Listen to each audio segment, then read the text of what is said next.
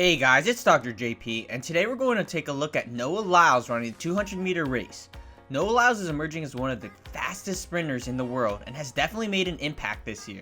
He is the youngest US athlete to run both a sub-10 100-meter and a sub-20 200-meter. This is also the first 200-meter race we will be analyzing here, so I'm pretty excited to get into this analysis. The clip we will be analyzing takes place during the 200-meter race of the Diamond League in Shanghai 2017. Here he runs a 200 meter in 19.90 seconds. This is an incredible time, but his personal best is 19.65 seconds. Unfortunately, I could not find a good clip during that specific race, so this is the best we got to analyze his form. Also, let's keep in mind that the clip we are looking at is taking place at the end of the race, so there may be some deceleration occurring compared to the beginning and middle part of the race. Anyway, back to analyzing this clip, we will start by looking at stride length and stride frequency. In this race, he presents with a step length of about 2.39 meters. For his stature, he actually has a pretty decent step length. This is a reflection of his mobility and high power generated from his legs. However, when comparing this to other elite 200-meter sprinters, this value does not stick out as much. Now, he shines a bit more in his ability to take steps. In this clip, he presents with a step rate of 252 steps per minute. This is incredibly quick, especially being measured at the end of the race. Now, let's take a closer look at different aspects of his form as he runs to see what attributes to his high force generation and great step rate. First, let's take a look at the landing. As you can see, he lands on his forefoot. This is pretty common as landing around this area allows for quicker foot turnover compared to the midfoot and rear foot area, leading to quicker times.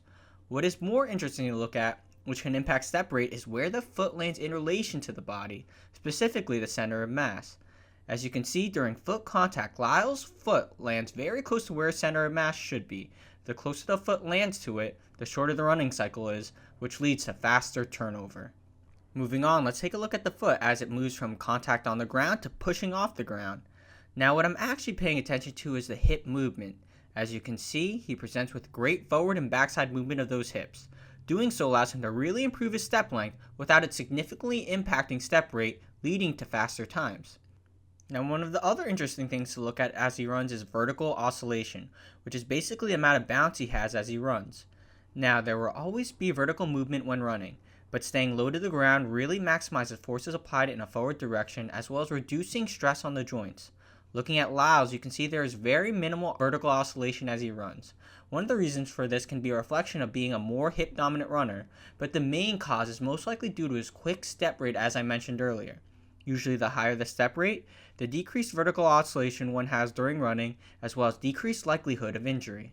Now, taking a look at the whole body, you can see that it is slightly tilted forward with an angle of 21 degrees.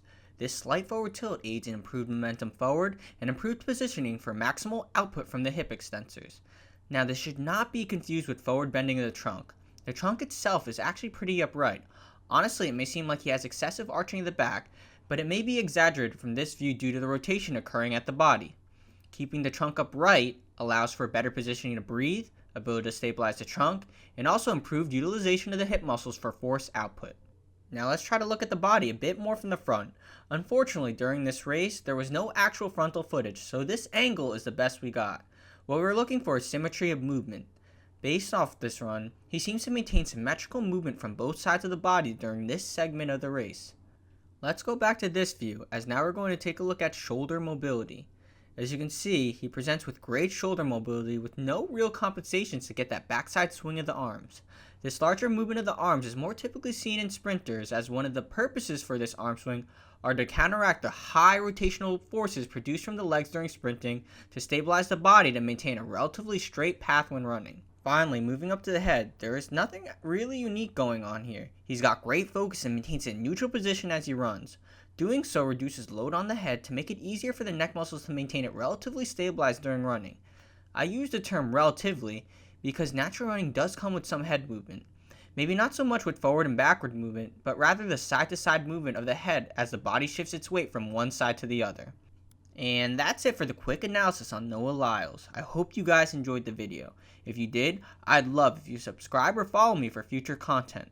For next week, I'll be sharing a running analysis based on one of my followers/subscribers.